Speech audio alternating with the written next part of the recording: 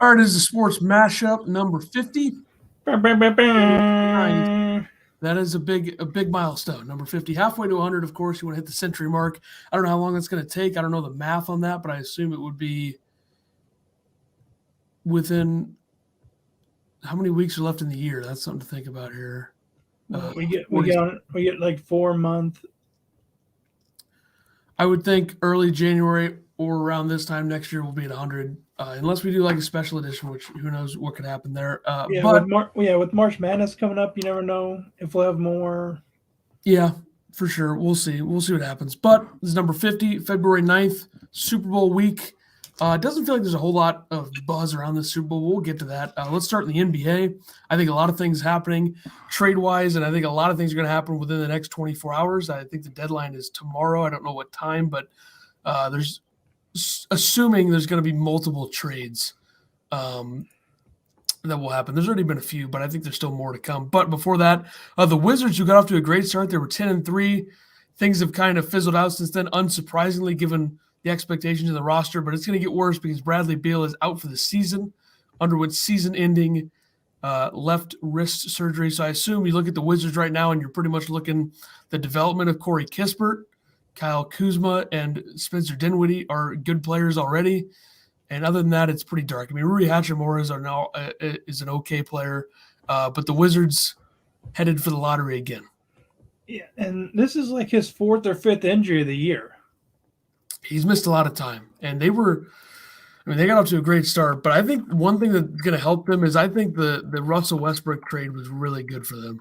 Like they got Kentavious Caldwell-Pope, who's a solid player. They got Kyle Kuzma. And I believe, did they get Montrezl Harrell in that deal or something? So. He's on the team, I believe so. Well, he came from the Clippers. He might have, did he go Clippers to Lakers? I feel like he might have been the Lakers at one point. Oh, maybe.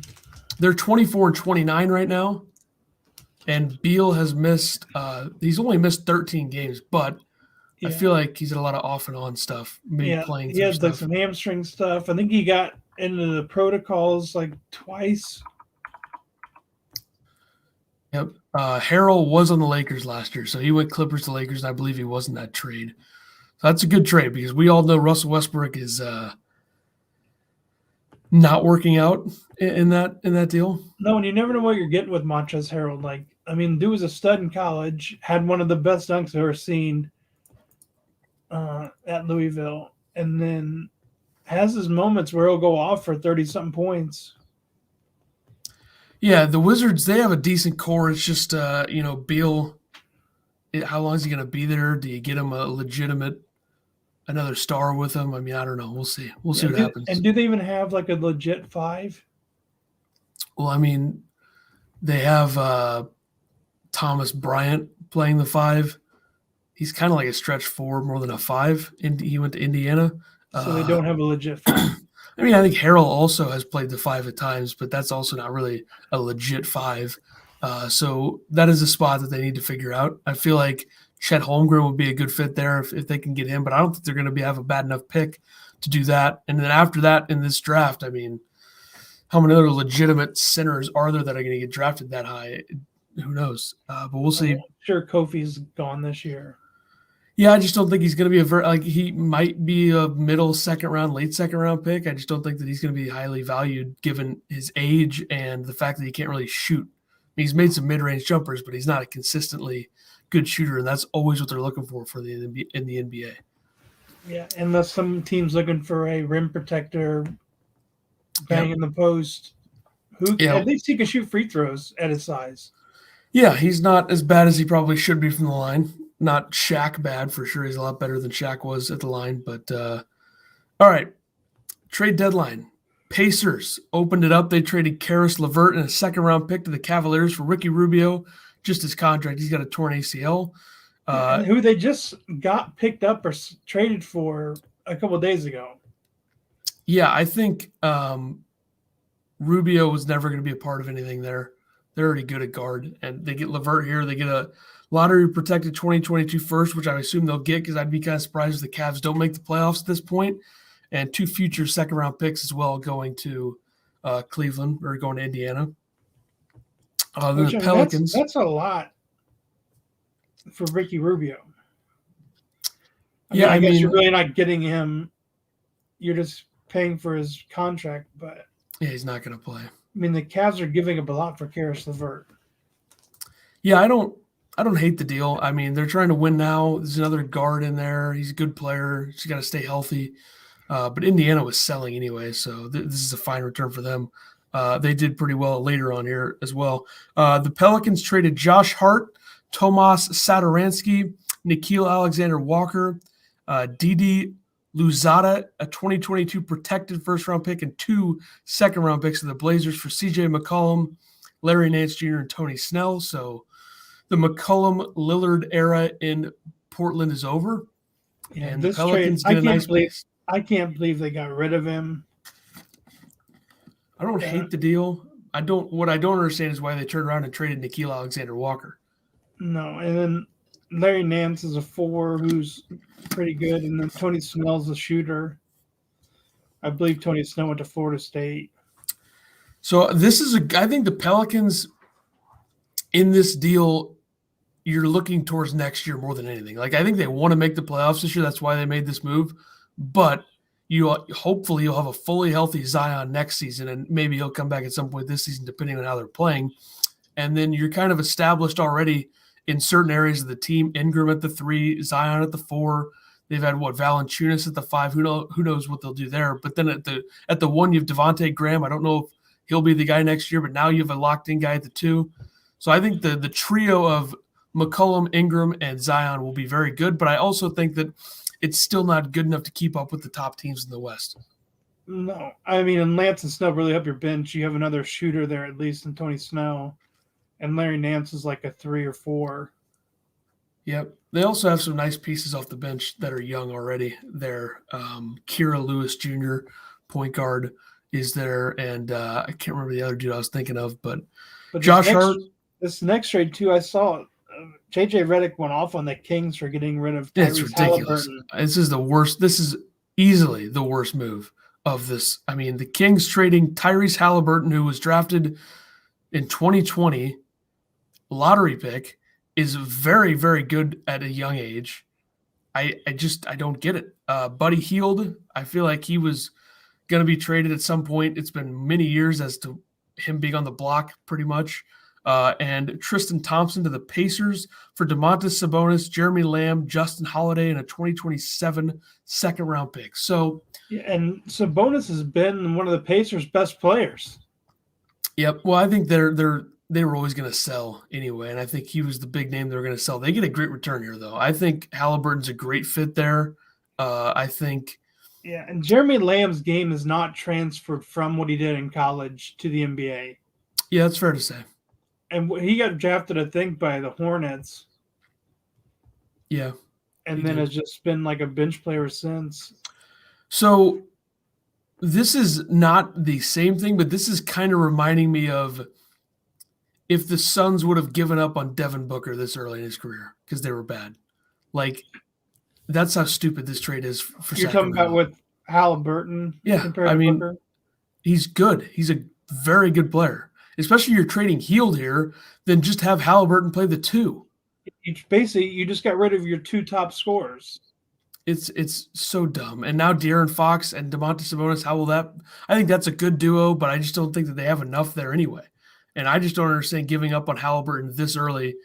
And it's not like you're getting a superstar. Like, you could do this in a deal for a superstar, but not in this type of deal. Yeah, and they started the year out horrible, talking about the Kings, and they have been winning games that no one expected them to win lately. Also, I kind of wonder, do you trade Marvin Bagley in this deal instead of who they traded? Because Sabonis is playing the 4.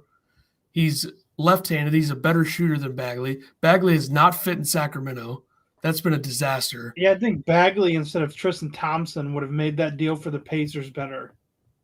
I agree, but I also think that I don't understand why they didn't move Bagley to this point. Like, I figured he would have been traded by now. Harrison Barnes, another name that they'll probably trade. Yeah, who is bounced around, but he's did good for the Warriors, went to the Mavs, did really good, and they basically let him go for nothing. Well, since I don't think the Suns are really going to do anything, Harrison Barnes and Thaddeus Young are my two targets that I would look at getting one of those guys because they can both defend. Harrison Barnes can shoot. They're both veterans. The Suns could use another defender of that size off the bench. I think that would be the only move that would make sense. But and that would really help the Suns in the playoffs for bench. I mean, last year they struggled to guard Giannis, and they didn't really have a guy that could. I mean, nobody really can, but you got to keep him contained and still be able to guard Middleton at the same time. The Suns really couldn't do that because you had what, Booker or Bridges. Bridges is a great defender, but he's not always going to be able to guard Middleton in those spots. And they didn't have any. They had Kaminsky coming off the bench at the 5 last year. Now they have JaVale McGee, Bismack Biyombo. So adding another defender that plays the 3 or the 4, I think would be a good move. I think Barnes would be a great move to guard Middleton in the playoffs. That is him and Thaddeus Young are my number 1, number 2. I don't really think there's any other option after that. Maybe Eric Gordon, but I doubt it, which I don't really think they need Eric Gordon, but that's fine. Then the Blazers tried to one-up the Kings with terrible trades. The Blazers get Joe Ingles, who has a torn ACL, so he's not going to play. Elijah Hughes from the Jazz, both of those from the Jazz, and a second-round pick. This is a 3-team deal. The Jazz get Nickeil Alexander-Walker from Portland, who they just traded for yesterday. Juan Hernan Gomez from San Antonio. Who they just got a couple weeks ago. Yep. And the Spurs get Tomas Satoransky from Portland, who they got yesterday, and a second-round pick. So the Blazers, I mean, I don't get this at all. Nickeil Alexander-Walker is a good young player. Would be a fine fit there with Josh Hart. Both of them there, I think, would fit fine. I know Anthony Simmons has emerged as a legitimate 2, so I guess they maybe want to get rid of one of them. But I don't understand why you turn around and trade 2 of the 5 things that you acquired in that trade, or 2 of the 7 things you acquired in that trade. I mean, the next day. I guess they're just getting draft picks. I mean, now they have a protected first-round pick, and now they have 4 second-round picks. Yeah, I still don't get it, though. It's just weird. I don't know. Nickeil Alexander-Walker is a great get for the Jazz. So one thing I can think of is they're just hoping to load up in the draft. I don't understand it. We'll see. I mean, maybe it'll work out, but I don't get that move. I mean, I guess you're building around Lillard now. He's the guy. What are they going to do that? Nurkic is going to need a new contract after this season. Josh Hart's a guy you could probably make a part of the future. Nasir Little's there, and Anthony Simons. It might be Simons. I don't know. There might be one M. I'm not sure, but I don't get the move, but whatever. No, and now ESPN's Whithurst says the Harden and Simmons trade talks are absolutely happening. We've heard a lot of buzz about this. The Nets have come out and said they're not trading James Harden, but honestly, with the way it's going right now, the Nets have lost 9 games in a row. They're 8th in the East. I know Kevin Durant's out. I know Kyrie can only play road games, and Harden's been out. It doesn't seem like Harden wants to be there anymore. Harden didn't play last night against the Celtics, and at one point in the first quarter, it was 33-2. They ended up scoring 16 first quarter points. So I think another report said that the Nets were asking for Ben Simmons, Tyrese Maxey, and Matisse Thybulle, which is just ridiculous. I know it is James Harden, but that seems like a lot. But if you can get Ben Simmons and add another couple young players to this trade, if you're Brooklyn, I would probably do it. It doesn't seem like Harden wants to be there. It's not working. Even when he is playing, they were losing. They lost to Sacramento. He played. So, that was one of those games I was talking about where the Kings won a game that they, on paper, definitely shouldn't have won. Yeah, because you had Kyrie and Harden playing in that game for Brooklyn. So I think that they should do this deal. And for Philadelphia, they've always wanted a ton for Simmons. Here you go, James Harden. He'll fit better there than he fits in Brooklyn right now because he wants to run the point. Kyrie should be the one running the point. And then you have different point guards starting in different games because of Kyrie not being able to play home games, which is just ridiculous. But I would do this deal if I'm Brooklyn. Yeah. And you got the NBA All-Star Draft tomorrow. We'll see. The reserves are Devin Booker, Jimmy Butler, Luka Doncic, Darius Garland, Rudy Gobert, Draymond Green, James Harden, Zach LaVine, Chris Middleton, Donovan Mitchell, Chris Paul, Jason Tatum, Karl Anthony Towns, and Fred VanVleet. But Yeah, is there going to have to be like another guy commended this since Durant is in the starters, but he's not going to be able to play? I think they already announced a replacement for him. I think LaMelo Ball is replacing somebody. So there's a few in there that have been replaced already, I think. And then I started to write down the Rising Star thing, but they changed that this year. There's 4 different teams. Yeah. 1 G League player on each team, and they're playing like a head-to-head bracket style. The winner of each game plays in the finals. That would be more interesting. I think that'll be more interesting than what it's been the last few years. And then after last week, I found this other image. It was from another WNBA player. And her tweet said, "Oh yes, at the WNBA, where a head coach can get paid 4 times the highest paid player's supermax contract. And y'all think I'm going to spend another season upgrading my seat on a flight to get to games out of my own pocket?" Seems like a bit of a disaster. Seems like something that needs to be fixed, I would think. I mean, if you're having to pay for tickets out of your own pocket to get to your games, but your coach can get 4 times the amount of the highest supermax deal, which, what was it that? It's like 250 or something. Where is it? I must have deleted the picture. I forgot how much she got. It was 213 maybe. It's stupid, is what it is. So, but the coach can get paid 800. It doesn't make any sense to me. I don't know how they're going to fix it, but I think that they should, and there's no doubt. All right, let's go to the NFL. Super Bowl week, Rams, Bengals. I don't really. The odds haven't changed since last week. They still got the Rams a 4.5-point favorite. Yeah, that's not surprising to me. We'll pick the game later, but just the only really things that I'm looking at in this matchup is I feel like the Rams have the advantage in almost every single area of the game, with the exception of quarterback. I think Burrow is better than Stafford. Will he play better? I don't know. Running back, you give it to the Bengals. Receiver, it's close, but I'd probably give it to the Rams because of the way Odell's been playing. Line is not close. And both sides of the line. CJ Uzoma was like healthy, like he's wearing a knee brace. Yeah, but then the other side, the Rams, Higbee, same thing. He's hurt. He's going to try to play, I think. So the Rams are the better team, I think, overall. I don't know if this is going to be one of those, okay, Rams win, they're better, not surprising, or is it going to be the Bengals magic winning the Super Bowl? I don't know. I don't really know what to make of it. And I also don't think there's a ton of buzz. I think if you don't have Mahomes, you don't have Brady, you don't have Rodgers, you don't have like Russell Wilson or someone like that in the Super Bowl, I don't think very many people care as much. No. And speaking of that, what are your thoughts on the whole Kyler Murray thing right now? I think Kyler Murray's being a baby because he played like absolute garbage in the playoffs.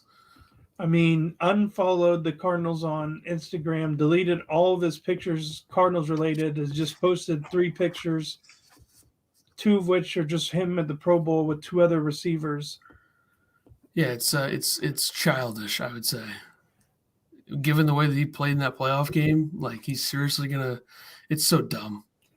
Yeah, so no one knows if that's him saying he doesn't want to be there anymore, he wants traded, or what's happening there.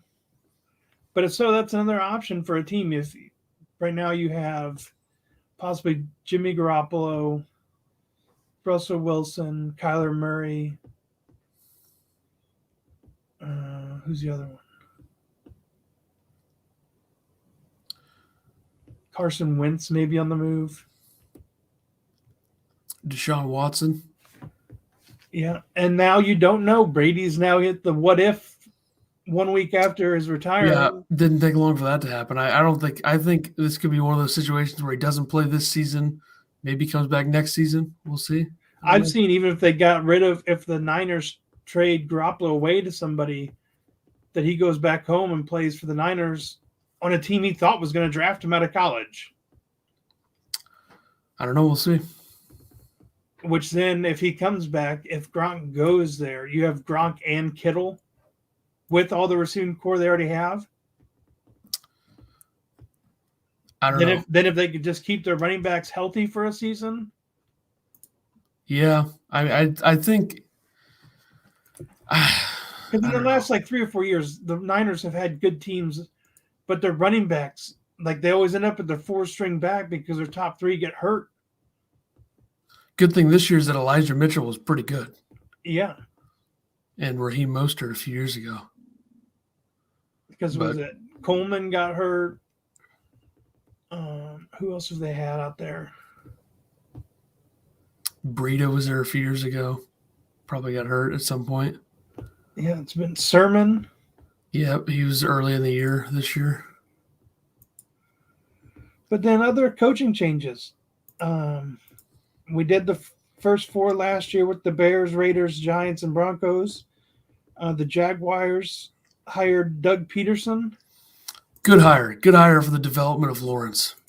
It really surprised me, though, because you and me both thought they were either going to get Bowles or I thought so. Leftwich, and neither of them got it. Yeah, that's a bit surprising. Houston signed Lovie Smith, who was on their staff last year as a defensive coordinator. 3rd chance for Lovie. 4th chance if you count Illinois, which was a disaster. Yeah, he kind of went into it, though. He was good with the Bears. I don't know how you assess his time in Tampa. Yeah. I think he got thrown into a shitstorm there. He's kind of getting thrown into one here, too. But even when I looked at it, his NFL record is 89 and 87, which I thought it would have been more separated. Well, the Bears had great defenses like every year he was there. No, but I thought it would have been more separated than only 2 games ahead. Yeah, I feel like I don't know. What was his record at Illinois, I wonder? Well, that's not even counting that. But okay. I'm glad it wasn't McCown. 18 games over 500 with the Bears and 16 games under with the Bucks. 8-24 with the Bucks. Yeah, like I said, he got thrown into a shitstorm there. NFC Championship and a Super Bowl, or 2 NFC Championships and a Super Bowl with the Bears, and then divisional loss. He got fired after a 10-6 season. So 17-39 in Illinois. 1 bowl game. So there you go. Miami, Mike McDaniels, the Niners offensive coordinator. Yeah, we'll see. Maybe a good hire for Tua. We'll see. Young hire. Shanahan guy. Yeah, now you bring his offense in. Now does Waddle become the Debo where he's more of a versatile guy with his speed? Yeah, he could be. I don't think that they're going to have him as a running back in the backfield. No, but do you use him more, get him more like bubble screens and try to get him the ball in space? I think every single version of that offense, whether it's running Green Bay, whether it's running LA or San Francisco, it always involves that type of stuff. And if they could just get running back in this draft to help. So it's been a need for about 3 or 4 years now in Miami. Like the number 1 need has been running back, and O-line is obviously an issue too there. But with the quarterback drought basically in the draft, there should be good value in the 2nd round for them to get a running back. Then the Saints, Dennis Allen, their defensive coordinator, which just would surprise me because I thought it might have been one of their offensive guys.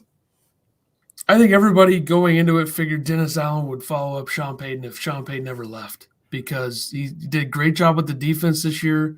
You look at some of those games, whether it's Carolina or Green Bay or Tampa, the way that they played, just a really, really good defense. And he had a chance. He was the head coach of the Raiders 6 or 7 years ago, and that was a disaster. So this is him and Josh McDaniels both getting second shots here after disastrous first shots. And then lastly, the Vikings, Kevin O'Connell, the Rams offensive coordinator. Yeah, that'll be made official after the Super Bowl. Justin Jefferson's going to have a good season. I think you can guarantee that. I don't know how good the team's going to be, but another McVay guy getting a job. Then I saw that Judge is back in New England. Joe Judge back in New England. Yep. Is Rich he their Bisaccia offensive? to Green Bay. He is. Rich Bisaccia, special teams coach for the Packers now, yes. Which, I mean, you guys needed help there. Yep, big time. And I'm sure they paid him a lot of money. I would almost guarantee he's the highest paid special teams coach now, if I had to guess. Maybe the guy at the Rams, Bones. I feel like – is he still there at the Rams? I'm not sure, but you know Rams, what I'm talking about. Yeah, the Rams special teams was terrible this year. So see, that's what I don't know if he's still there. I thought he left. Maybe not. But I would assume that Bisaccia's agent probably gave the Packers, this is the highest paid guy, top that. And I'm sure they did it because they had to. So I love the hire there. So with all this, the Bucs coaching staff stays together. Something we definitely didn't see happening. Now the next question for them is, who is the quarterback? Yeah. I had two things here. Mitch Trubisky, probably. Including playoff stats, Jamar Chase has more yards in his rookie season than each of these receivers in their first two seasons. Who do you think the other four receivers are in this? What was the stat? He has more yards in his rookie season than each of these other four had in their first two seasons. This is including playoffs. He's at 20 games. The next is 36, 32, 29, and 28. Are these active receivers? One was this year at one point.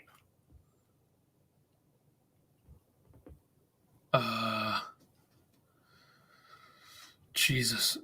I don't even know where to start. So I'll start at the bottom. Chad Johnson. Okay. 28 games, 1,495 yards. All right. Antonio Brown. Not surprising. 29 games, 1,435 yards. Devontae Adams. Figured he would have been on there given the first two seasons. I believe he had 440, 480 or something, 500. 32 games, 1,101. Yeah, so barely, yeah.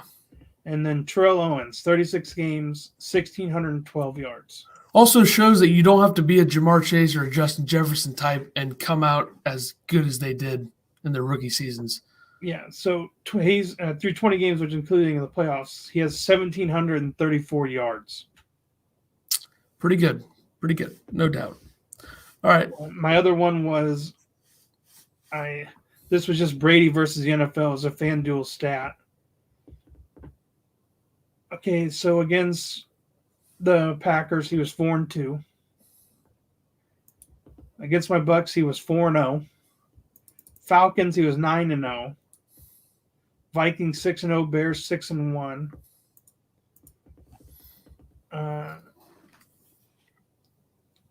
Trying to think, the most struggle he had was against the NFC West.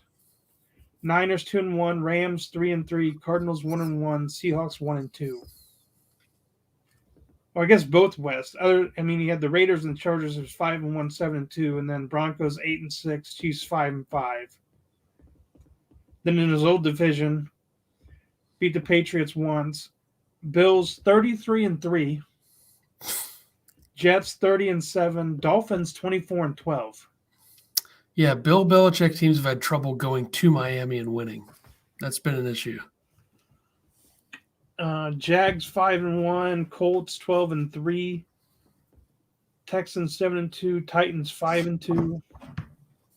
Then AFC North 7-1 against the Browns, 7-1 against the Bengals, 9-3 Steelers, 6-2 against the Ravens. And he was 4-5 against the Saints. Not bad. 4 of those losses was when he was played for Tampa. Yep, no doubt. All right, let's do the golf of the week. You had the AT&T Pebble Beach Pro-Am last weekend. The winner was Tom Hogue. Won $1.5 million, shot 19 under. Yeah, I'm annoyed that Spieth choked again. It's pretty annoying. Thought he was going to win. Disappointing. But I did have him top 10, so I got that. This weekend, you have the Waste Management Phoenix Open, defending champion Brooks Koepka at TPC Scottsdale, the stadium course in Scottsdale, Arizona. Yeah, I think the saying in the golf world is that the season really gets started when you get to Pebble Beach. So last week is when we really get going. Now we keep it moving this week. Big names in the field. Koepka came out of nowhere to win it last year. A great course. Obviously, the 17th hole there is a big deal. So it'll be an exciting event, and I will be watching big time. So we'll see. We'll make picks on that later. John Rahm has been ranked number 1 in the world for a combined 36 weeks. He has good finishes every week. So To catch Tiger's record of combined weeks at number 1, Rahm needs to hold the top spot for another 12 years, 5 months, and 3 weeks.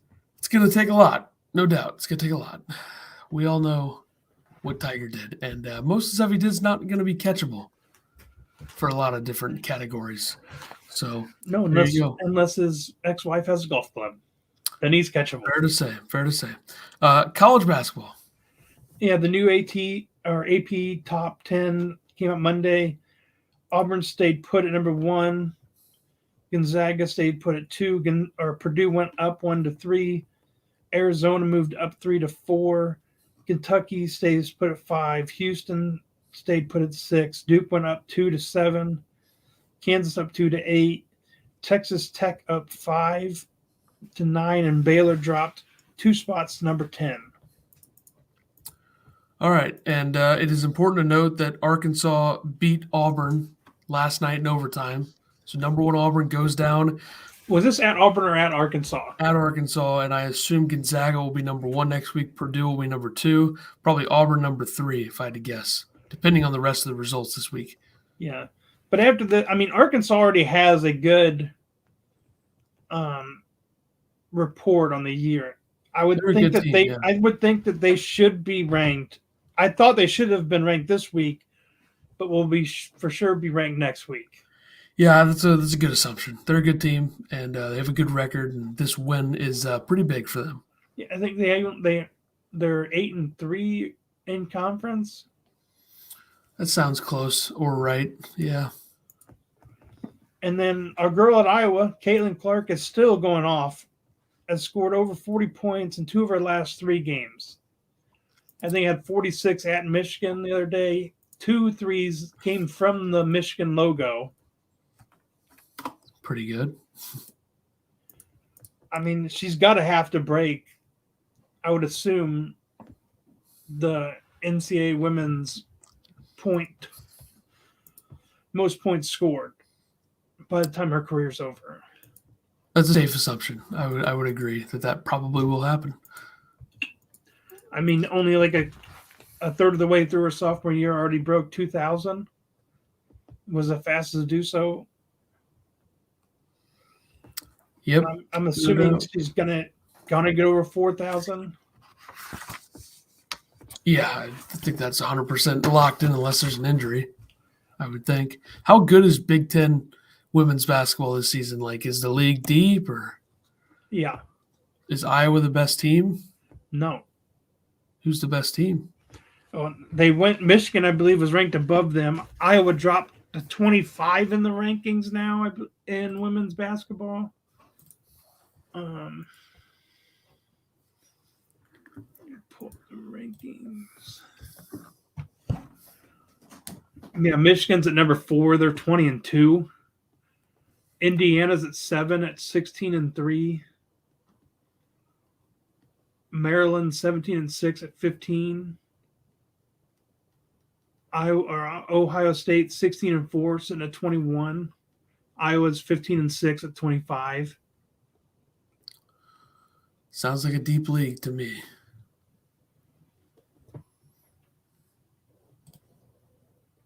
Seems pretty good. All right. Yeah.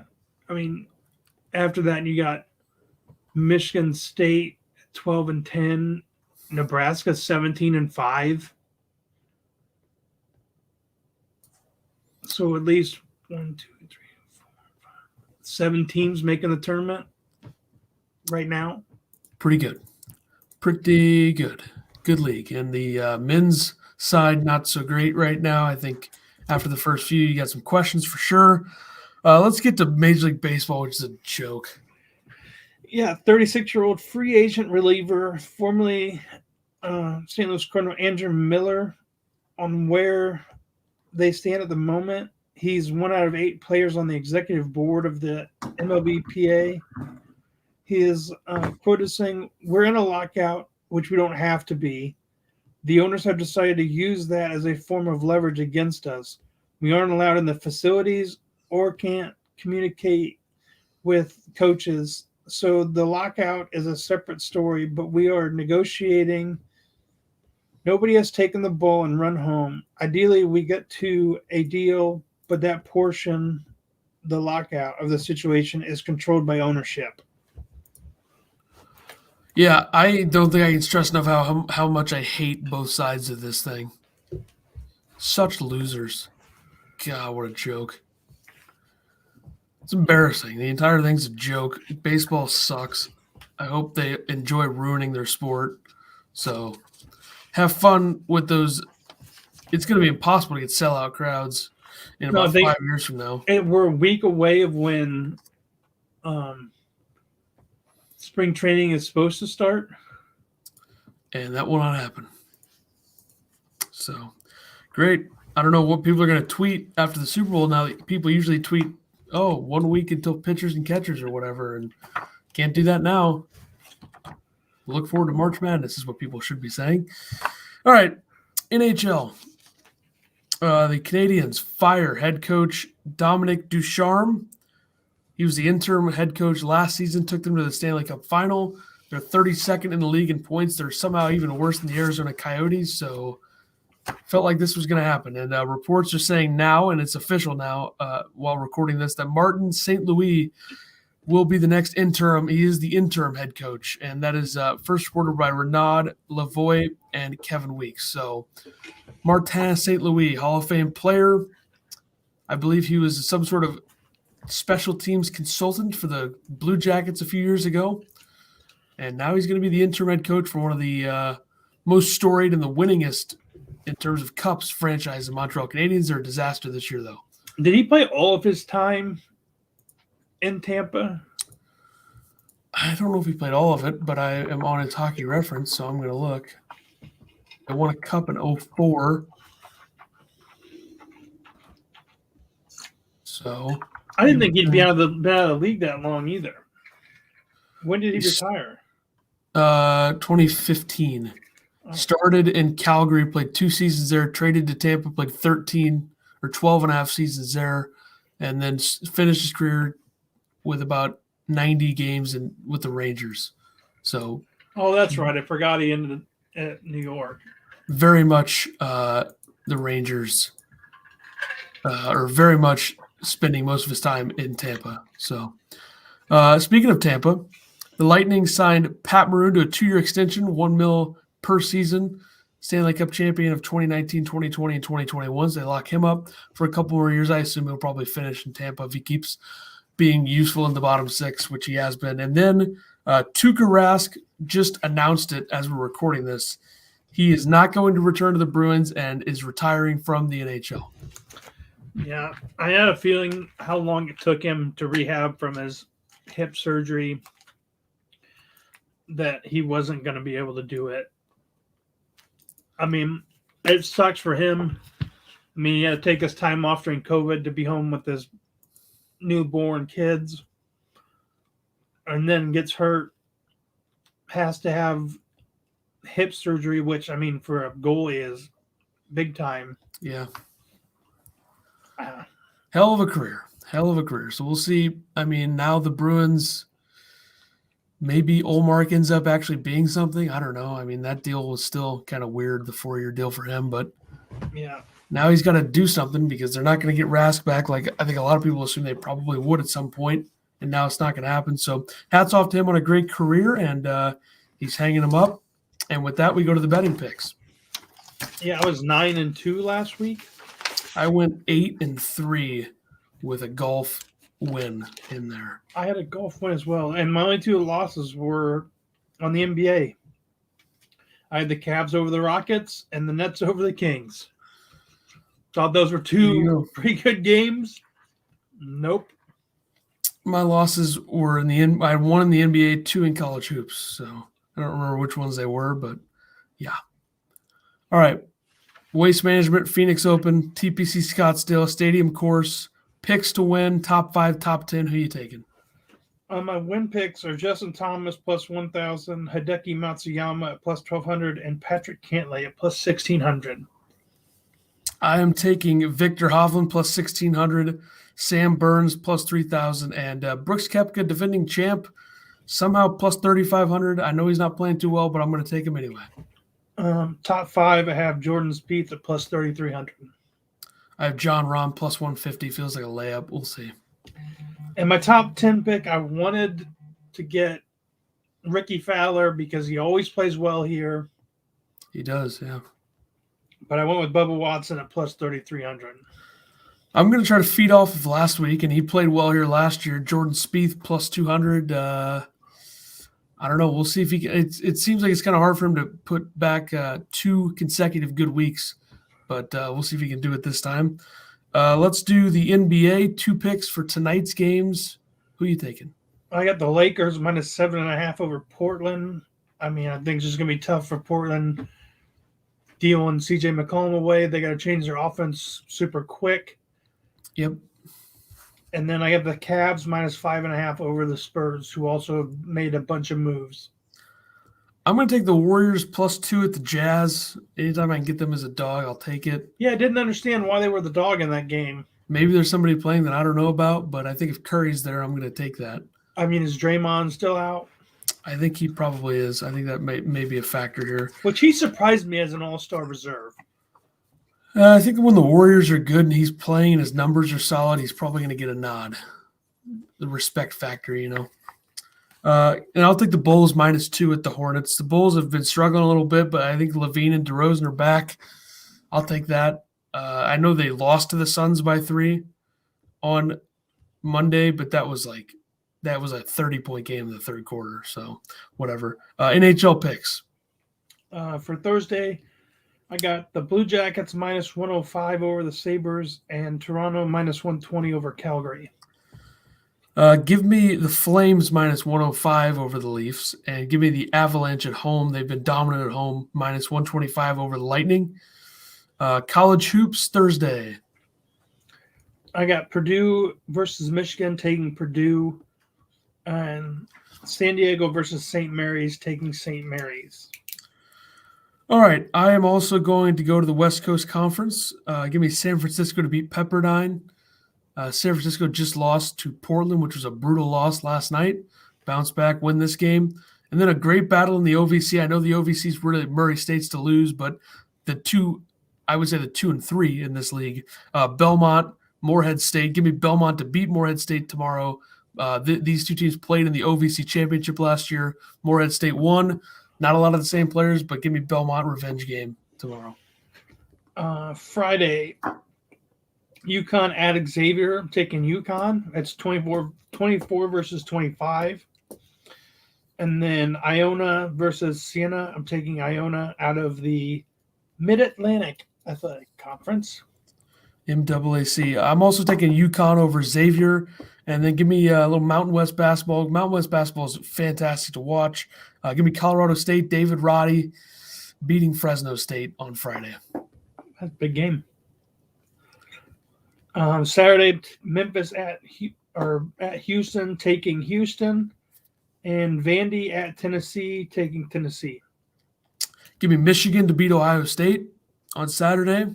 Double them up in basketball and football this year.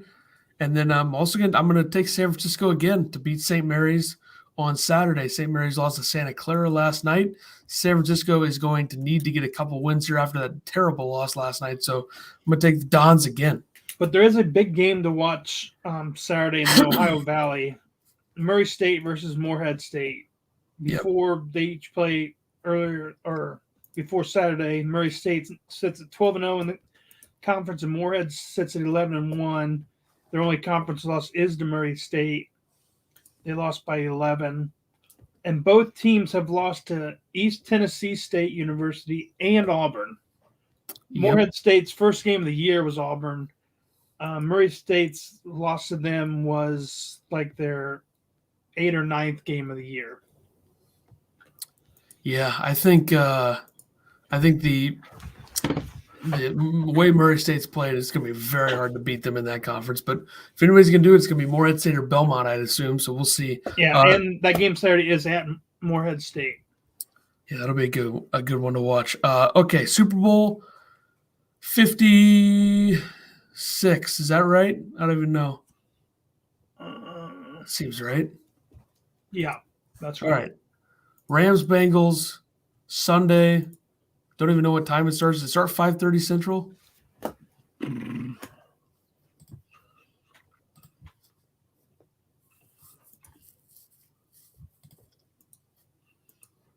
I think it does. 5:15, something like that. Early start for the people on the East Coast. Yeah, 5:30. All right, that's on NBC. Could be Al Michaels' last game. We'll see. So that's an early start for Super Bowl II because that'll be 3:30 start Pacific. Yep. Afternoon action in the Super Bowl, which is kind of weird. But SoFi Stadium, Los Angeles, Rams are -4.5. Who do you like? I think it's going to be closer than 4.5, so I'm taking the Bengals plus 4.5. I'm going to fall into the trap of taking the Rams on a low number. I'm going to take the Rams -4.5. I just think that their defense is going to be too much to handle for the Bengals, especially the Bengals' offensive line. I think it'll be problematic. We'll see. I just hope it's a good game. I do as well. All right. That'll do it for us. We'll be back next week, recap the Super Bowl, recap the NBA trade deadline, recap more BS from both sides of the MLB lockout and all that stuff. And we'll be back. Hopefully getting right into a little March Madness talk. We'll be getting close, and we'll be back on number 51. Either next week or 2 weeks, we'll have a little guest appearance. Yep. Could happen. I mean, no doubt. All right. 16th. We'll see you next week. Deuces.